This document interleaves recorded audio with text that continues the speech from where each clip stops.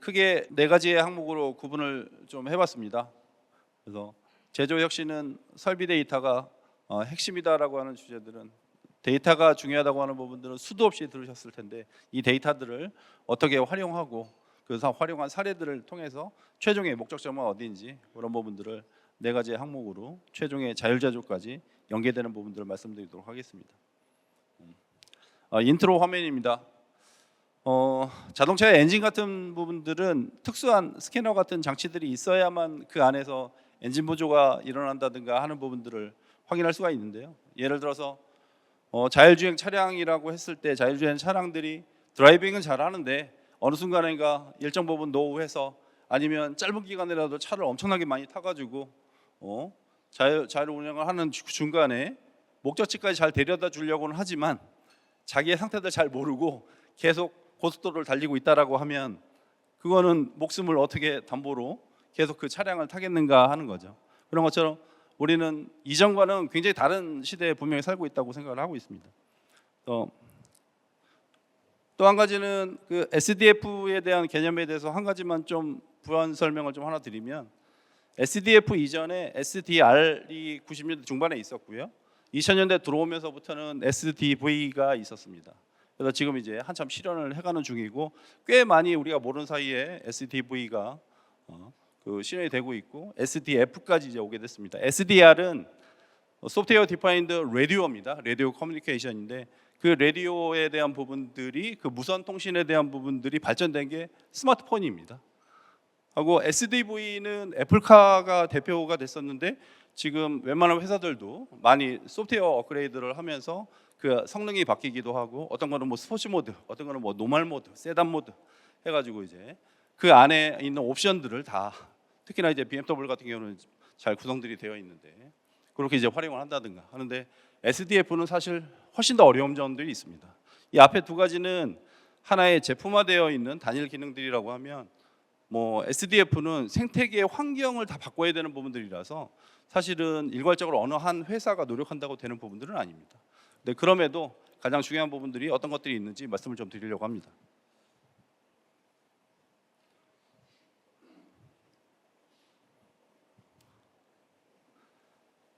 네, 그 AX를 통한 제조 혁신의 핵심 성공 요인 크게 세 가지 중에, 첫 번째는 업종 전문 지식하고 제조 데이터의 활용에 대한 부분들이 AI에 가장 중요하다. 굉장히 이제 뻔한 얘기긴 합니다만, 저는 오늘 뭔가 좀 청기두서를 하나 말씀을 좀 드리자면, MES는 사실 스마트 팩토리 솔루션이 아닙니다. 그러면 30년 전에 스마트 팩토리 솔루션이라고 하고 MES를 시작을 했었어야죠.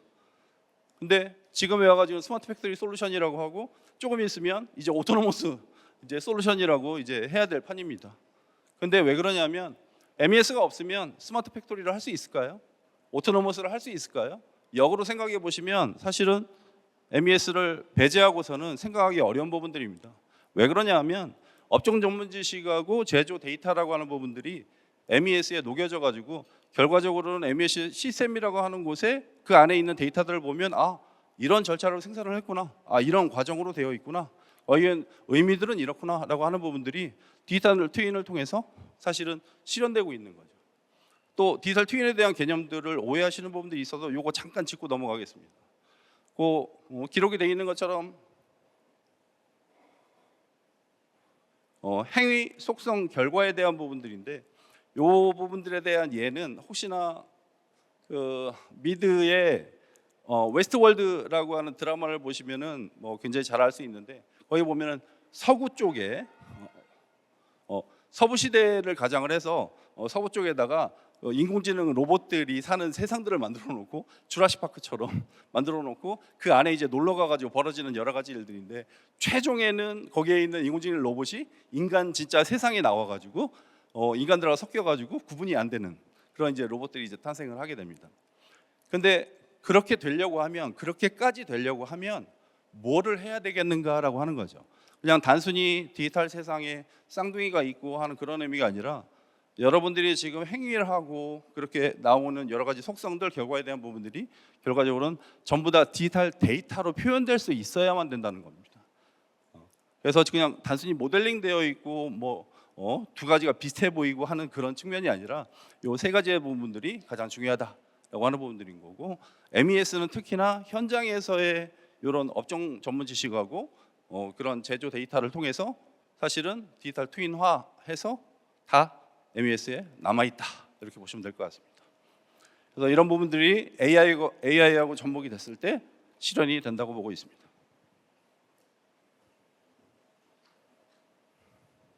다음은 AX를 통한 제조 혁신의 핵심 성공 요소 두 번째입니다. 제조에서 발생하는 데이터들은 기본적으로 빅데이터입니다. 6개의 특성들을 보면 볼륨이나 속도, 다양성, 가치, 변동성도 그렇고, 근데 그 중에서도 저희는 데이터 신뢰성이 가장 중요하다고 보고 있습니다. 데이터의 신뢰성에 대한 부분들은 사실 IT 측면에 있어서 제조의 데이터들을 수집을 할 때 기본적으로는 이 데이터들은 믿고서 수집하는 경우들이 대다수였습니다. 그런데 실제 데이터들을 하나씩 평가를 해보다 보니 믿을 수 없는 데이터들도 있구나, 잘못된 데이터들도 있구나, 이거를 정제를 해야 되겠구나 라고 하면서 그것에 대한 것들을 이제 평가를 하기 시작하게 된 거죠. 그게 설비 건전성에 대한 중요성들이 자꾸 대두되고 있는 이유입니다. 세 번째는 설비 건전성에 대한 부분들이 대두가 되기는 하는데, 그러면 정보를 수집을 안 하고 있느냐, 활용을 안 하고 있느냐, 그렇지는 않습니다. 그래서 기본적으로 어떤 MES 시스템이 있다라고 하면 설비에서 온라인 데이터들을 크게 6대 정보에 대한 것들은 수집을 하고 있습니다.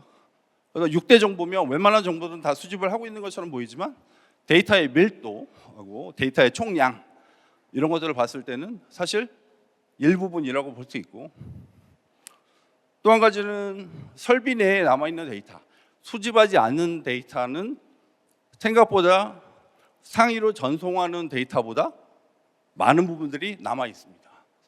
설비에 남아 있고 설비 주변에 산재에 있는데 저희가 활용을 하지 않고 있습니다. 이 데이터들이 굉장히 중요하다. 근데 이 부분들은 지금까지 많이 신경을 못 써왔다라고 하는 것들이죠. 그래서 이런 부분들에 대해서 추가로 말씀드리도록 하겠습니다. 설비 건전성입니다.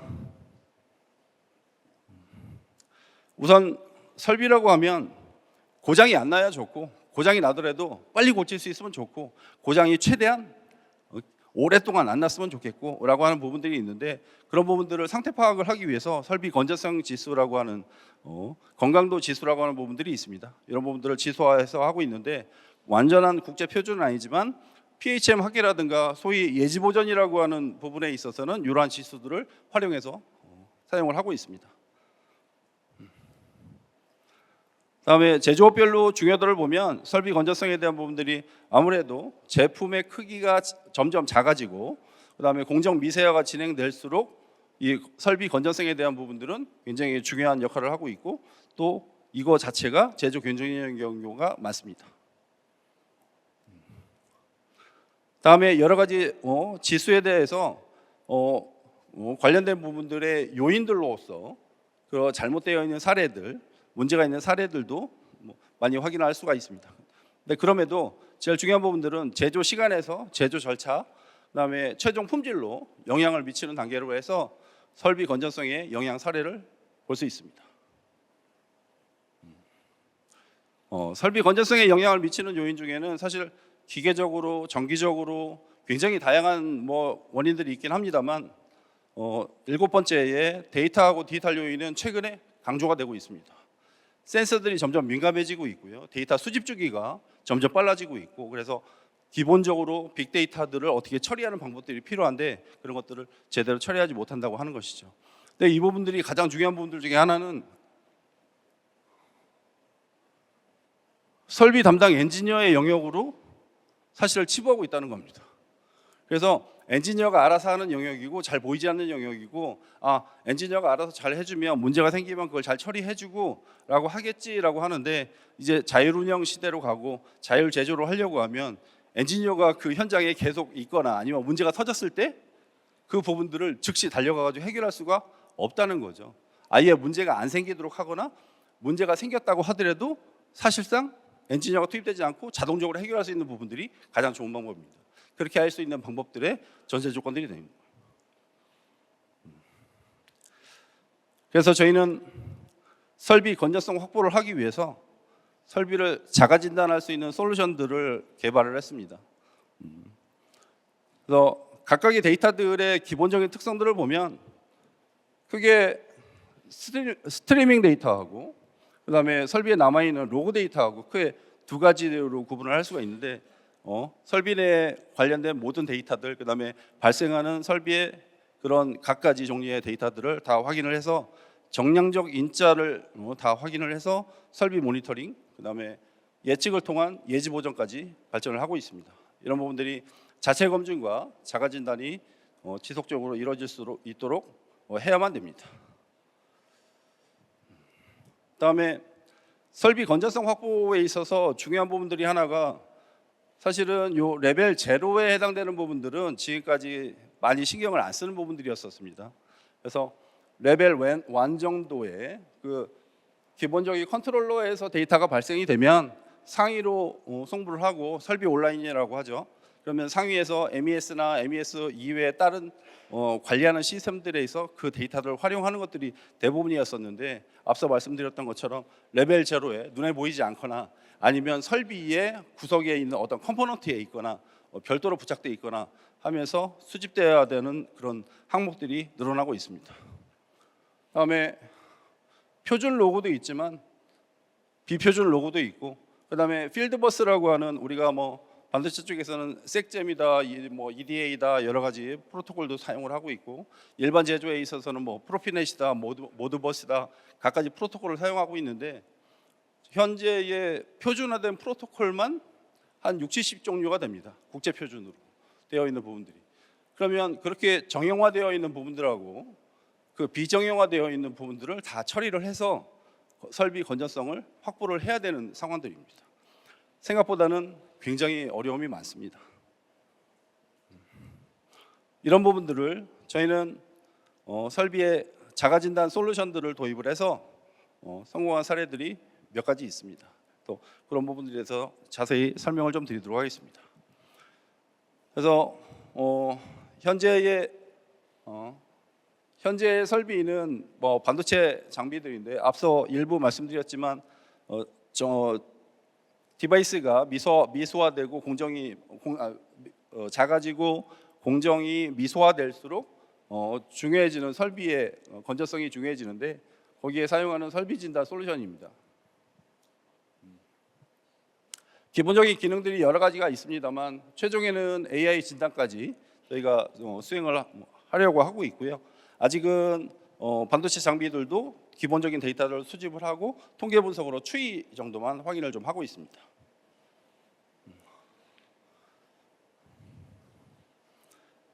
네, 설비 자가 진단의 매크로적 주요 기능에는 크게 네 가지가 있는데 기본적으로 생산성에 대한 부분들을 확인을 하고 시간당 얼만큼 생산을 하는지에 대한 부분들, 그다음에 MCC는 그 반복적으로 구동되는 부분들의 편차들을 확인을 하면서 필요 없는 동작이나 불필요한 로스들을 줄이는 역할들을 하고 있습니다. 그다음에 설비 내에서도 실시간 이상 감지를 하고 있고, 그다음에 프로세스 분석을 직접 하고 있습니다. 그다음에 반도체 장비에 적용한 사례들로서 요 ALE라고 하는 어토믹 레이어의 원자층 식각에 해당되는 공정 장비에 적용했던 사례인데요. 이런 부분들은 공정 불량과 원인 규명을 하기 위해서 자가 진단을 도입한 사례인데, 이 부분들은 저희 반도체 쪽에 근무하셨던 분들은 아시겠지만 수원 쪽은 수원 왕갈비집이라고, 삼성 쪽은 수원 왕갈비집이라고 표현하고, 이천은 저희가 하이닉스는 이천 쌀집이라고 표현을 좀 하고 있는데, 이천 쌀집 쪽에서 굉장히 좀 호응이 있어서 반도체 장비 회사들의 한 10여 개 회사들과 저희가 컨소시엄을 구성을 해서 이런 부분들을 AITT 역량을 강화를 하고 있습니다. OLED HE에 관련된 부분들은 이 부분들은 현장 대응력하고 그 엔지니어링을 위해서 자가 진단을 도입한 사례인데, 이거는 중국의 패배 BOE에 양산화되어 있습니다. 다음에 2차 전지 관련된 부분들에 있어서는 스태킹 설비하고 코팅 설비, 그다음에 EL 필링이라고 하는 장비의 기술 검토를 했고 이제 적용 예정에 있습니다. 뭐 이런 과정들을 거치게 된다고 하면 저희가 성공 건전식을 좀 만들어 봤습니다만 요 설비 건전성 지수에 대한 부분들이 간과할 정도는 아니다라고 하는 것들을 반드시 좀 말씀을 좀 드리고 싶습니다.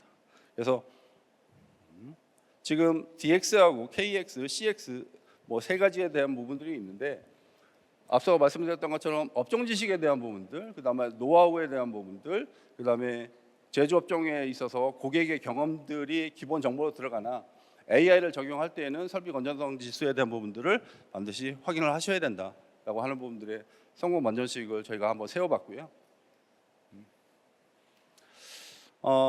이 부분들은 말씀드릴 것들이 조금 많이 있습니다만 크게 이런 앞선 그 자가 진단에 대한 부분들이 왜 필요한지에 대한 최종의 그림이라고 좀 볼 수 있습니다.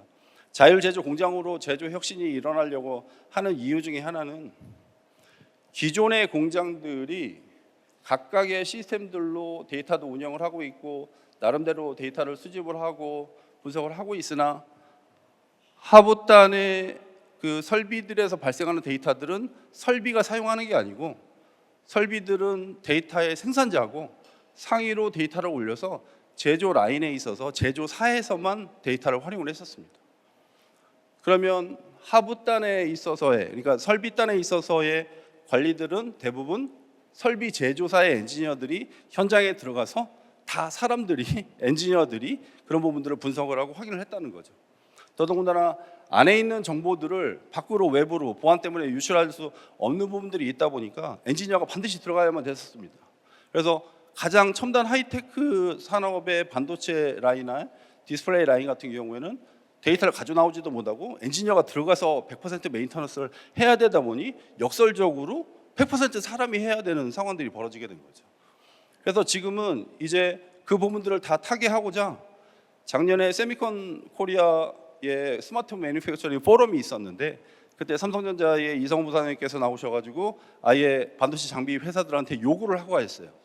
이제는 양산이나 우리가 생산을 하기 위해서 그 장비를 자동화 장비를 만드는 거 꽤 잘 하고 있다 하고 양산율을 보면 뭐 97% 자동화가 되어 있고 98% 자동화도 되어 있는데 근데 문제가 터졌을 때는 얘기가 다르더라.